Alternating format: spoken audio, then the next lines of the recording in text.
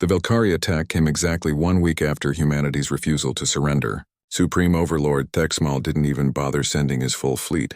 He selected only 500 ships for what he assumed would be a quick demonstration of power. "These humans need to learn their place," he told his commanders. "A small force will be sufficient to break their spirit. When they see their pathetic fleet destroyed, the survivors will beg for mercy." Fleet Admiral Minho stood on the bridge of humanity's flagship, the Defiance. Around him, his officers prepared for what everyone knew might be humanity's last battle. The human fleet consisted of 197 ships, facing an enemy force more than twice their size. "All ships report ready." "Sir," announced Communications Officer Wu Jin. Minho nodded grimly. "Remember the plan, everyone. We can't match their firepower, so we don't try to. Hit fast, hit hard, and get out before they can respond."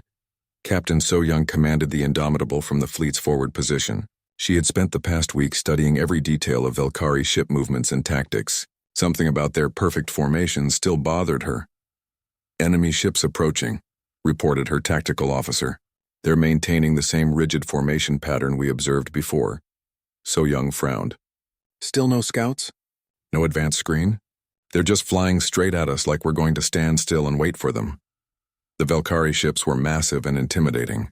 Each one bristled with weapon ports and glowed with the energy of their powerful shields. But as So Young watched, she noticed they moved with mechanical precision, like pieces on a game board. The battle began badly for humanity. Velkari plasma cannons tore through space, each shot carrying enough energy to vaporize a human ship completely. The alien shield seemed to absorb everything the humans could throw at them. The destroyer Sol was the first casualty. A single Velkari beam sliced it in half. Then the cruiser Busan exploded under concentrated fire. Within the first 10 minutes, humanity had lost 8 ships while the aliens hadn't even been scratched. "Sir, we're getting slaughtered out here," radioed Captain Sung Ho from the damaged frigate Daegu. "Our weapons aren't even denting their shields." But Admiral Minho had noticed something important. "All ships watch the enemy formation. Look at how they move." So Young saw it too. The Velkari ships moved in perfect synchronization, but they weren't responding to individual threats. Instead, they followed predetermined patterns like a dance they had practiced thousands of times. "They're not actually fighting us," she realized suddenly. "They're following a script." She tested her theory by making a sudden turn toward a group of Velkari ships. Instead of adjusting to meet her new angle of attack, they continued their programmed movement pattern. It was like fighting robots that could only follow orders. Indomitable to all ships, and So Young broadcast, "I think I know their weakness. Watch this." She targeted what looked like the command ship in the center of a Velkari formation. It was larger than the others and had more communication arrays. If she was right about their rigid command structure, this ship was giving orders to the entire group. So Young pushed her engines to maximum power and dove straight at the command vessel. Velkari weapons fired at her, but their targeting was slow and predictable. She dodged between their shots and launched every missile she had at the command ship. The Velkari shields held against most of the attack, but one lucky missile found a weak point. The command ship's communication array exploded in a shower of sparks. Immediately, the surrounding Velkari ships began to behave strangely. Without orders from their commander, they started flying in circles. Some crashed into each other. Others just stopped moving entirely. "That's it," shouted Admiral Minho over the communication channel.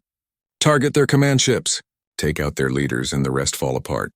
The tide of battle began to turn. Human ships, smaller and faster than their enemies, darted between the massive Velkari vessels targeting command centers. Each successful strike threw entire enemy formations into chaos. Meanwhile, back on Earth, Dr. Jiwon was working frantically in her laboratory.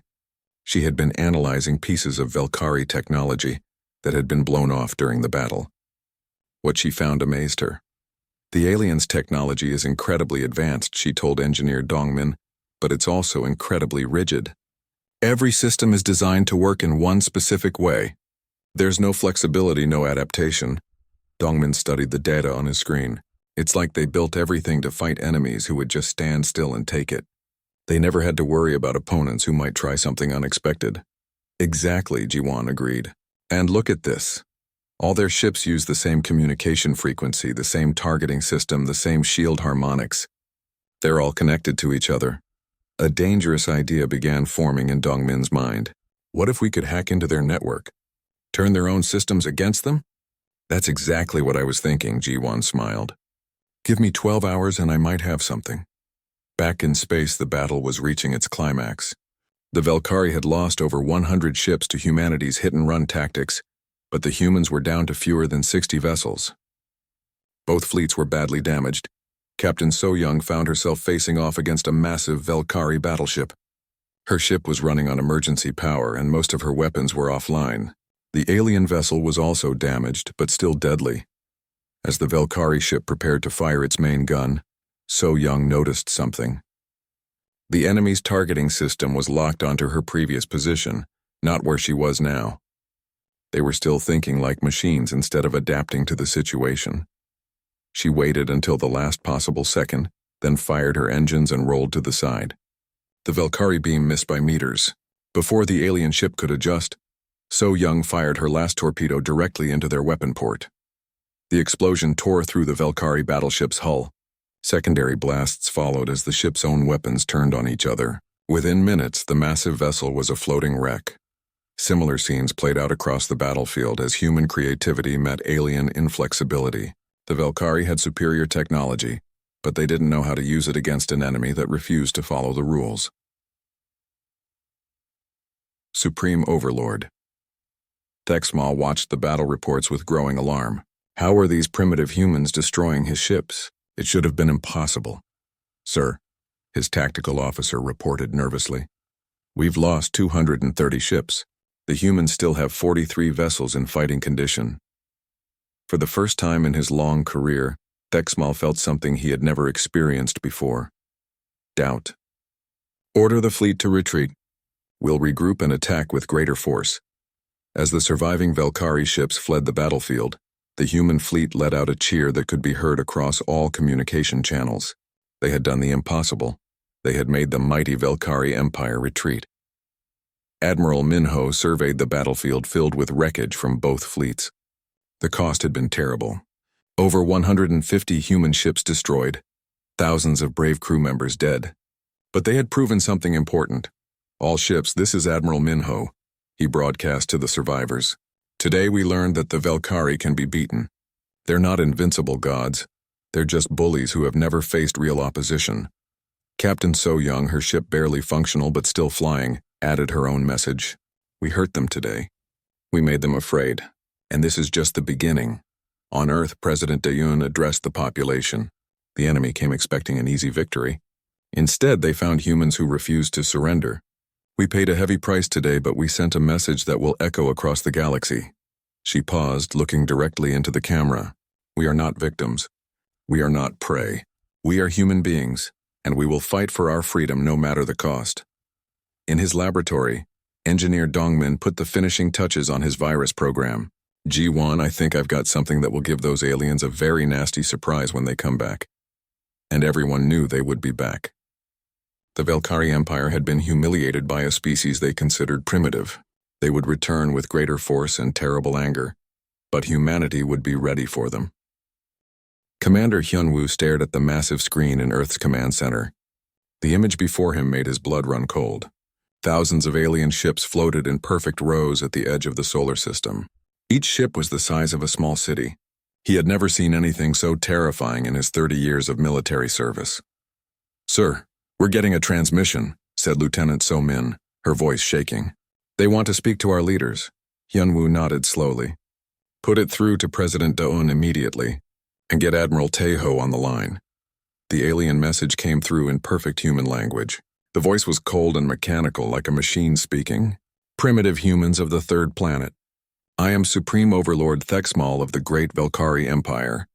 Your pathetic species has been judged unworthy of independent existence. On the screen, a creature appeared.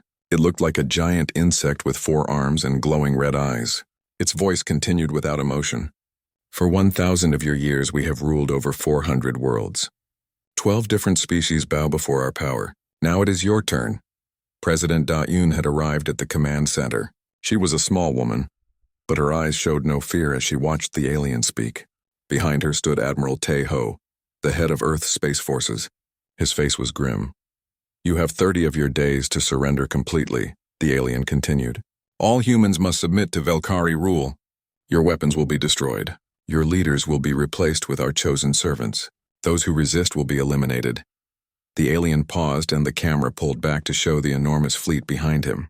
Look upon our power and despair. We have 10,000 warships. Your entire military has fewer than 200 vessels. Resistance is pointless. Surrender is your only option for survival. The transmission ended, leaving the command center in deadly silence. Admiral Tae-ho was the first to speak. Ma'am, our intelligence reports are coming in. Each of their ships carries more firepower than our entire fleet combined. Their shields can stop anything we can throw at them. Their weapons can crack planets. Captain So-young, the youngest officer in the room, stepped forward. She commanded the experimental ship called Indomitable. Sir, I've been studying their formation. Something seems odd about it. What do you mean? Asked President Da-un. So-young pointed at the screen. Look at how they're arranged. Every ship is in exactly the same position relative to the others. The spacing is perfect. Too perfect. It's like they're following some kind of rigid pattern. Maybe that's just how advanced military forces operate, said Tae-ho. Or maybe, So-young replied, it shows they're not used to real fighting. When was the last time they faced an enemy that could actually hurt them? Hyunwoo found himself nodding. She might be onto something. If they've been conquering primitive worlds for centuries, they might have gotten lazy. President Da-yoon called for an emergency meeting of the Earth government. Representatives from Mars Colony, the moon bases, and the asteroid mining stations joined by video link. The mood was dark as the alien ultimatum was shared. What are our options? Asked the Mars governor. Admiral Tae-ho pulled up tactical displays. Honestly, we have almost no chance in a direct fight. Our ships are faster and more maneuverable than theirs, but their weapons and shields are far superior. One of their ships could probably destroy 10 of ours. What about evacuation? Suggested someone from the moon base. Where would we go? Replied Da-un. They control this entire region of space. There's nowhere to run. Chief Diplomat Jun-ho had been quiet during the discussion. Finally, he spoke up. There is a third option. Everyone turned to look at him. We tell them no. The room erupted in shocked voices. That's suicide. We'll all be killed. Think about the children. Jun-ho raised his hand for silence. Listen to me. Yes, they're more powerful than us, but they're also arrogant. They expect us to surrender immediately because that's what every other species has done. What if we don't? Then they'll destroy us, said Tae-ho bluntly. Maybe, Jun-ho admitted, but maybe not. Think about it from their perspective. They've conquered 400 worlds without breaking a sweat. They've probably forgotten what real war feels like. What happens when they meet an enemy that actually fights back? Captain So-young stepped forward again. He's right about their arrogance. I've been analyzing their ship movements. They're not even trying to hide their positions or protect their flanks. They're just sitting there like they're on parade. Dr. Ji-won, Earth's top scientist, had been studying the alien transmission data. I've been looking at their technology signatures.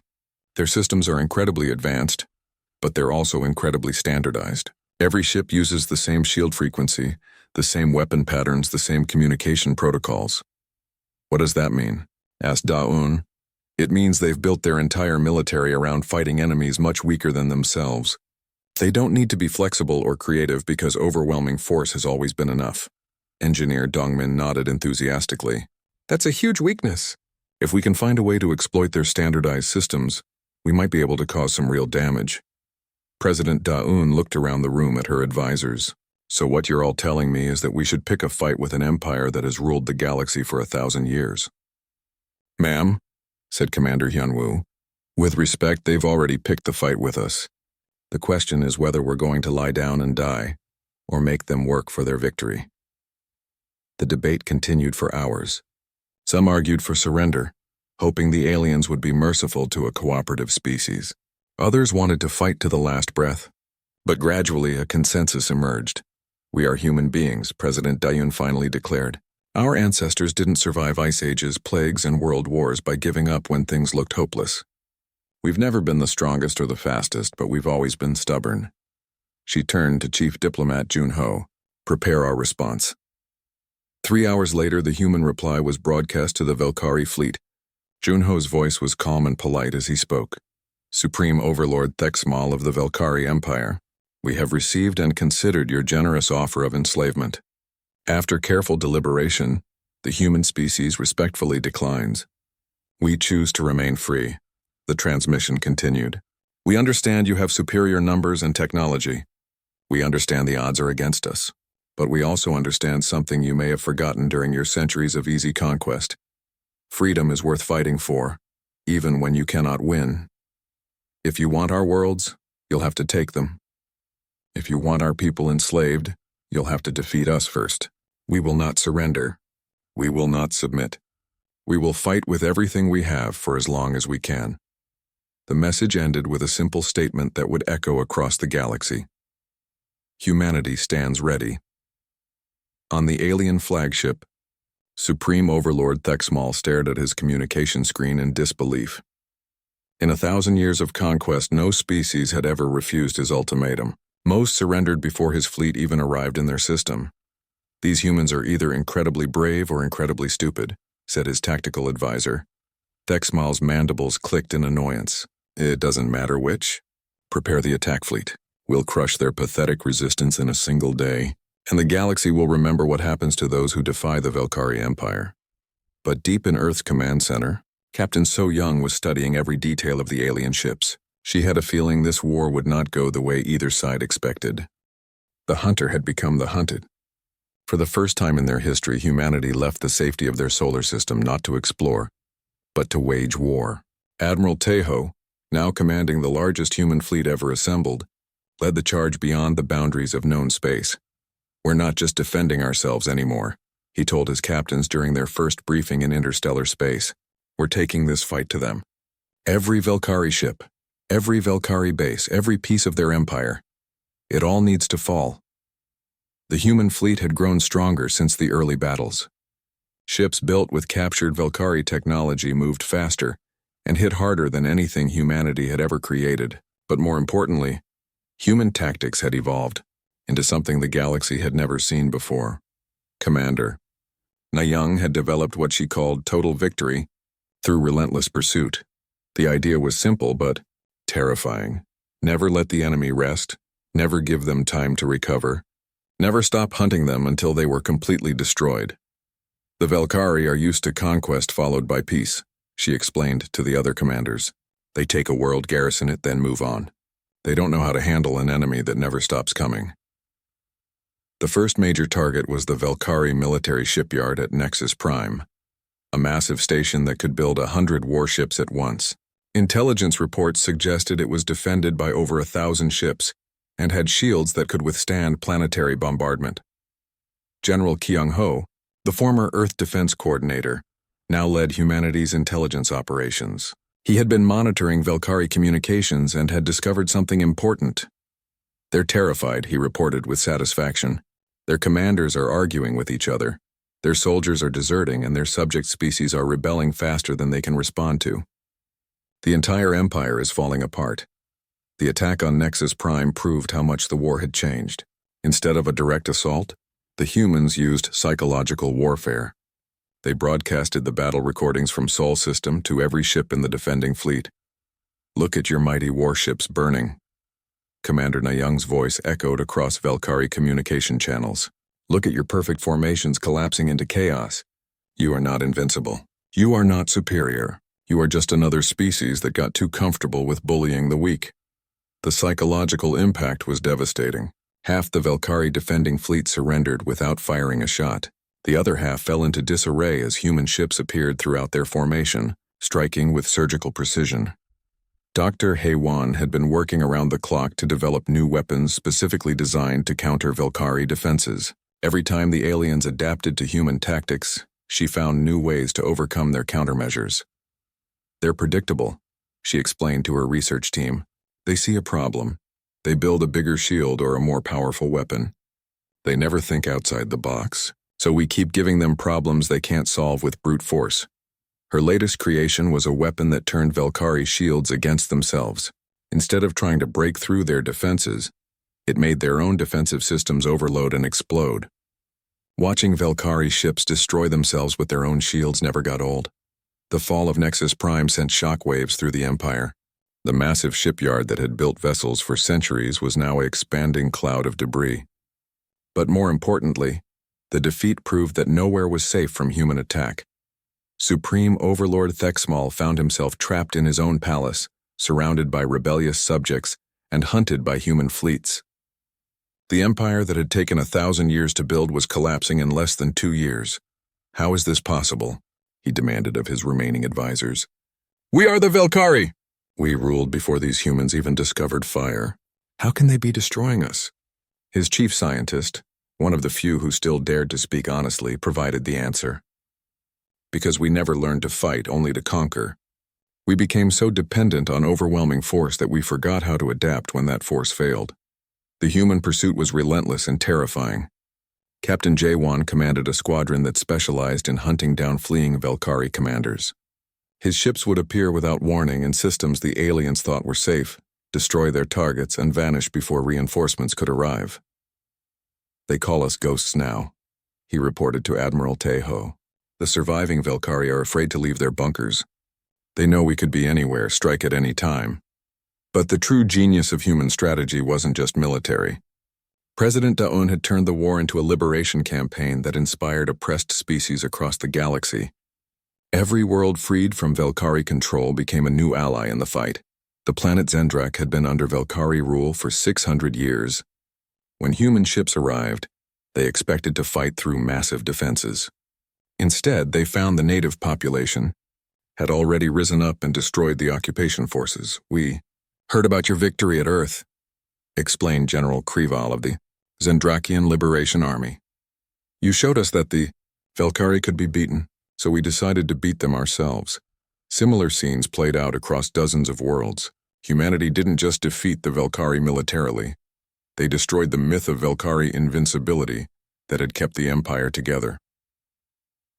Commander Hyjin oversaw the integration of liberated worlds into the growing anti-Velkari alliance. Each species brought their own knowledge and capabilities to the fight, turning humanity's rebellion into a galactic revolution.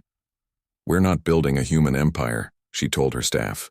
We're building something better, a galaxy where every species is free to determine its own destiny. The psychological warfare campaign reached new heights when General Kyung-ho began broadcasting testimonials from liberated worlds. Former Velkari slaves told stories of freedom, of worlds rebuilding without oppression, of species working together as equals. This is what you're fighting for, the broadcasts told Velkari soldiers. Not for an empire built on fear, but for a galaxy built on cooperation. Lay down your weapons and join us. Mass defections followed. Entire Velkari fleets surrendered, rather than continue a hopeless war. Others simply abandoned their posts and fled to the edges of known space, hoping to escape the human hunters. The siege of the Velkari home system began with a message from Admiral Teho, broadcast to every world in the Empire. Supreme Overlord Thexmal, you came to our small system expecting easy conquest. Instead, you found something you had forgotten existed, a species that refuses to kneel. We have hunted your fleets across the galaxy. We have liberated your slaves. We have shattered your empire. Now we come for you. The final assault wasn't a battle, it was an execution. Velkari defenses that had never been tested in real combat crumbled under human attack. The orbital platforms that had defended the homeworld for millennia were destroyed in hours. But it was the sight of liberated worlds' fleets joining the attack that broke Velkari morale completely. Species they had enslaved for centuries were now fighting alongside humans, seeking revenge for generations of oppression. Dr. Young-Soo, monitoring Velkari communications, reported the Empire's final collapse. Their government is in complete chaos. Military commanders are abandoning their posts. Civilian leaders are fleeing to hidden bunkers. The 1,000-year empire is over. As human ships entered orbit around the Velkari homeworld, Supreme Overlord Thexmal faced a choice he had never imagined possible: surrender or watch his species be destroyed by the very beings he had once dismissed as primitive vermin. The war that began with humanity's desperate defense of Earth was about to end with the complete collapse of the galaxy's greatest empire. But more importantly, it would end with the birth of something new, a galactic community built on freedom rather than fear. Commander Hyun-woo, The man who had first faced the Velkari ultimatum stood on the bridge of his ship as it entered the enemy home system. "From our small blue world to the center of their empire," he said quietly. "Not bad for a bunch of primitives." The final act of this galactic drama was about to begin, and humanity would write its ending. Supreme Overlord Thexmal raged in his command chamber aboard the massive flagship Eternal Dominance. The humiliation of retreat had driven him into a fury unlike anything his advisors had ever witnessed. No species had ever defeated Velkari forces in battle. The very idea was impossible. "Gather every ship in the fleet," he commanded his trembling officers. "All 10,000 vessels. We will crush these humans completely. Nothing will remain of their pathetic worlds." But the defeat had shaken more than just Thexmal's pride. Across the Velkari Empire, news of the loss spread quickly. Species that had been enslaved for centuries began to whisper among themselves. If humans could hurt the Velkari, perhaps the Empire wasn't as invincible as everyone believed. On Earth, humanity prepared for the storm they knew was coming. The first battle had cost them dearly, but it had also taught them valuable lessons. Captain Wu Jin, promoted to commander after his heroics in the first battle, worked with the remaining fleet commanders to develop new tactics. "We can't face their entire fleet in open combat," he told the gathered officers. "But we don't have to. We've learned they're predictable and rigid. We can use that against them." Commander Yunsu, one of the youngest officers to survive the first battle, had been studying Velkari movement patterns. "They think like conquerors, not like fighters. They're used to overwhelming weak enemies with massive force. They don't know how to handle guerrilla warfare." Dr. Suman had made a breakthrough that changed everything. Working with the captured Velkari technology, she had not only figured out how their faster-than-light travel worked, but she had improved it. Human ships could now appear anywhere in the solar system instantly, while Velkari vessels still needed time to change course. "This gives us incredible advantages," she explained to Fleet Admiral Minho. "We can hit them anywhere, anytime, and be gone before they can respond. Their massive fleet becomes a weakness instead of a strength." The new human strategy was unlike anything the galaxy had ever seen. Instead of meeting the Velkari in massive fleet battles, humanity would strike like lightning from every direction at once. When the Velkari returned with their full armada, they expected to find human forces gathered in a defensive formation around Earth. Instead, they found empty space. "Where are they?" demanded Thexmal, studying the tactical displays. "Our sensors show no major human concentrations anywhere in the system." His answer came in the form of 30 human ships appearing suddenly behind his supply convoy near Jupiter. The attack was swift and devastating. The humans destroyed 6 transport vessels and vanished before Velkari reinforcements could arrive. Simultaneously, another human force struck Velkari positions near Mars, while a third group hit their forward scouts near the asteroid belt. Each attack was different, unpredictable, forcing the aliens to constantly adapt to new situations they had never encountered. Commander Hyunwoo, now in charge of Earth's overall defense, coordinated the campaign from a hidden command center. "Never let them get comfortable," he told his strike force leaders. "Hit them where they're weak, then disappear before they can hit back." The psychological effect on the Velkari was enormous. For the first time in centuries, they were fighting an enemy they couldn't see coming. Their perfect formations and overwhelming numbers meant nothing against opponents who refused to fight fair. Captain Sung Ho led one of the most successful strike teams. His small squadron of fast attack ships would appear without warning, destroy key targets, and vanish before the Velkari could even lock onto them.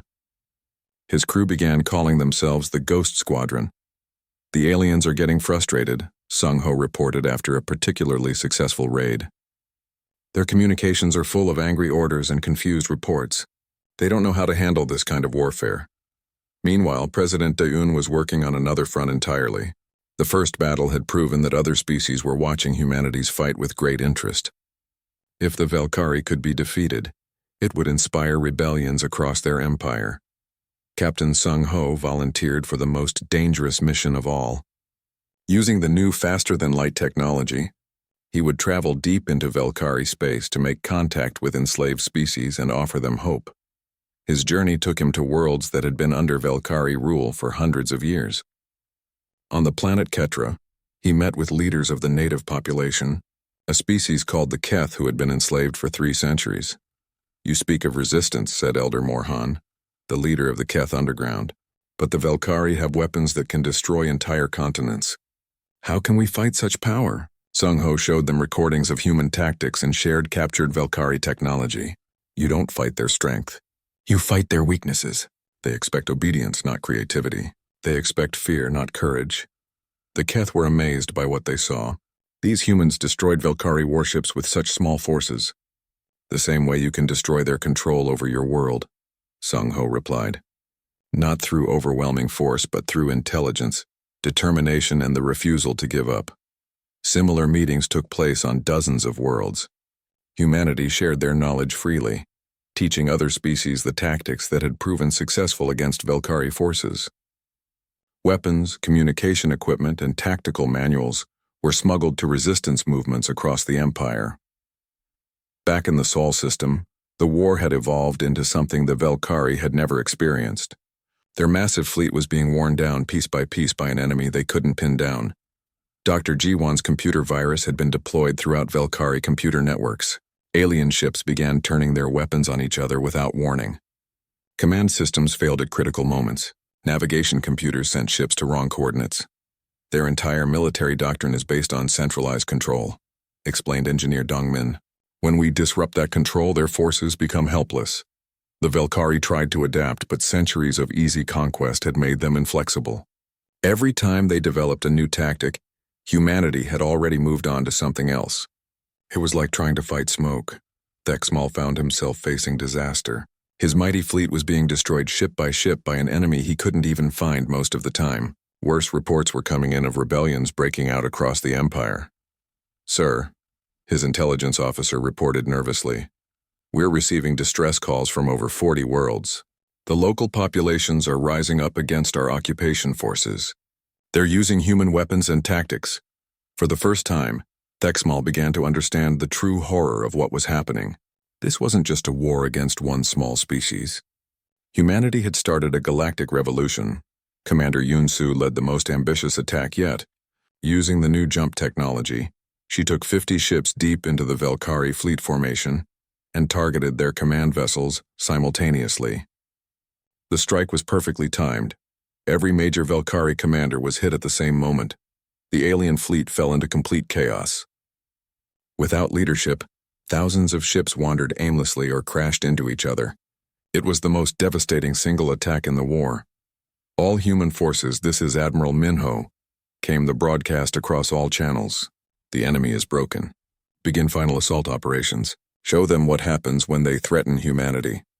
As human ships appeared throughout the Velkari formation, picking off the confused and leaderless alien vessels, Thexmal realized that his empire's 1,000-year reign was coming to an end. The species he had dismissed as primitive vermin had not only defeated him in battle, but had inspired a rebellion that was tearing apart everything the Velkari had built. On Earth, President Dayun watched the tactical displays with grim satisfaction. They came here to conquer us, she said quietly. Instead, they've unleashed something that will bring freedom to the entire galaxy. The war was far from over, but the balance had shifted completely. Humanity was no longer defending its home system. It was hunting the Velkari across the stars, and the alien empire was crumbling under the assault. The great throne room of the Velkari Imperial Palace had never witnessed such a scene in its 1,000-year history. Supreme Overlord Thexmal, once the terror of 12 galaxy arms, knelt before two humans in simple military uniforms. The absolute silence was broken only by the distant sound of celebration from the liberated city beyond the palace walls. Admiral Minho stood calmly, his weathered face showing no satisfaction or cruelty. Beside him, diplomatic envoy Yunji held a simple document that would reshape the galaxy forever. The terms of unconditional surrender. Rise, Minho said quietly to the kneeling Thexmal. This is not about humiliation. It's about justice. The former overlord struggled to his feet, his forearms shaking with age and defeat. Around the throne room, the last of his advisors watched in stunned silence as their empire officially came to an end. How? Thexmal asked, his voice barely a whisper. We ruled for 1,000 years. We conquered 400 worlds. How could primitives from a single small planet destroy everything we built? Yunji stepped forward, her voice gentle but firm. Because you built your empire on fear and oppression, when people finally saw that you could be defeated, they chose freedom over servitude. Outside the palace, the city of Veltar was celebrating its liberation. Species that had been enslaved for centuries danced in the streets alongside human soldiers. Children who had never seen the sky without Velkari patrol ships above them now played freely in the sunlight. The terms of surrender were unlike anything the galaxy had ever seen. Instead of replacing one empire with another, humanity offered something revolutionary: complete autonomy for every species, reparations for centuries of oppression, and the establishment of a new galactic council where all voices would be heard equally. "You could rule us," Thexmal said, confusion evident in his voice. "Your military power is absolute now. Why give that up for democracy?" President Da-Un, who had traveled from Earth for this historic moment, answered his question. "Because the moment we become conquerors, we stop being human. We didn't fight this war to build an empire. We fought it to end yours." The systematic liberation of the remaining Velkari prison worlds had begun even before the formal surrender. Captain Jawan commanded the fleet responsible for freeing the last enslaved populations, and what his crews found had hardened their resolve to ensure such horrors never happened again. "Some of these people haven't seen sunlight in their entire lifetimes," he reported to Admiral Minho. "The Velkari kept them in underground factories, breeding them for labor. How do you rehabilitate an entire species that's been enslaved for 20 generations?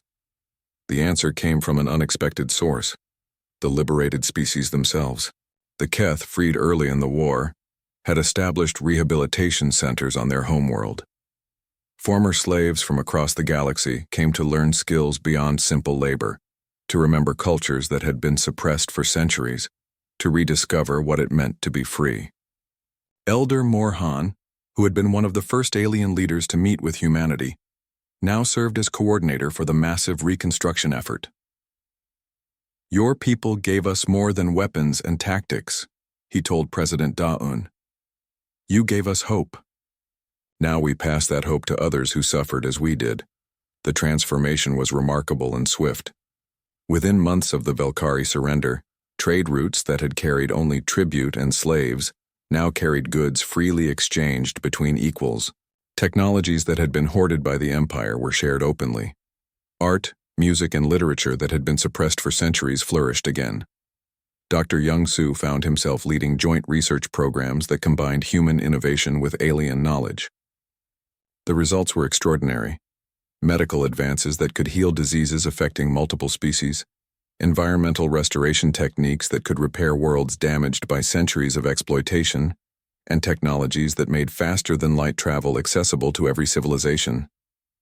"It's amazing what you can accomplish when people work together instead of being forced to serve," he observed during a meeting of the new Galactic Research Council.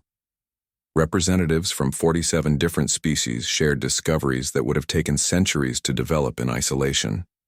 But the most challenging task was deciding what to do with the Velkari themselves. Many of the liberated species called for harsh punishment, for the former masters to experience the slavery they had imposed on others.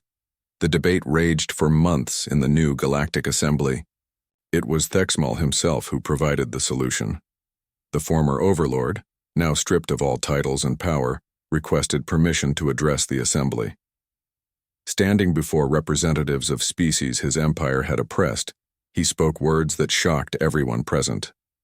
"I was born into a system that told me conquest was natural, that might made right, that some species were meant to rule while others were meant to serve. I never questioned these beliefs because they gave me power and privilege." He paused, looking directly at the human delegation. "But you have shown me something I never understood before, that true strength comes from lifting others up, not keeping them down. I cannot undo the suffering I caused, but I can spend the rest of my life ensuring it never happens again." Commander Hyejin, now serving as humanity's representative to the Integration Commission, was moved by the sincerity in the alien's voice. "What are you proposing?" "Let us be teachers," Thexmal replied. "Let the Velkari serve as a warning to any species that might consider the path of conquest. We will tell our story to every world, every school, every young civilization that dreams of empire. We will be living proof that oppression always fails in the end. The proposal was approved by a narrow margin. Former Velkhari leaders would spend their lives traveling the galaxy, sharing the history of their empire's rise and fall, ensuring that future generations would understand the price of tyranny. Admiral Minho, now retired from active military service, was present at the founding ceremony of the Galactic Federation. The same human who had once faced impossible odds defending Earth now watched as representatives from over 200 species signed the charter establishing a democratic alliance that spanned the galaxy. Citizens of the galaxy, President Dawoon addressed the assembly. We gather not as conquerors and conquered, but as equals united in the cause of freedom. The age of empire is over. The age of cooperation begins now. The ceremony was broadcast to every world in known space. On Earth, children who had grown up during the war watched as their planet took its place as a founding member of something unprecedented, a galactic government based on consent rather than force. Captain So Young, now an admiral herself, commanded the first joint species patrol fleet. Ships crewed by humans, Keth, Zendrakians, and even reformed Velkhari worked together to protect trade routes and respond to emergencies across the galaxy. My grandmother lived through World War III, she told her mixed-species crew during their first mission briefing. She always said that humanity's greatest strength was our ability to turn enemies into friends. Today we prove that works on a galactic scale. The transformation wasn't without challenges. Some species struggled with the transition from slavery to freedom. Others had difficulty trusting former oppressors. There were conflicts over resources, disputes about representation, and the constant challenge of governing a galaxy full of different cultures and needs. But the foundation was solid. The Galactic Federation's constitution, written primarily by human legal experts but incorporating wisdom from dozens of species, established principles that would guide galactic civilization for generations to come.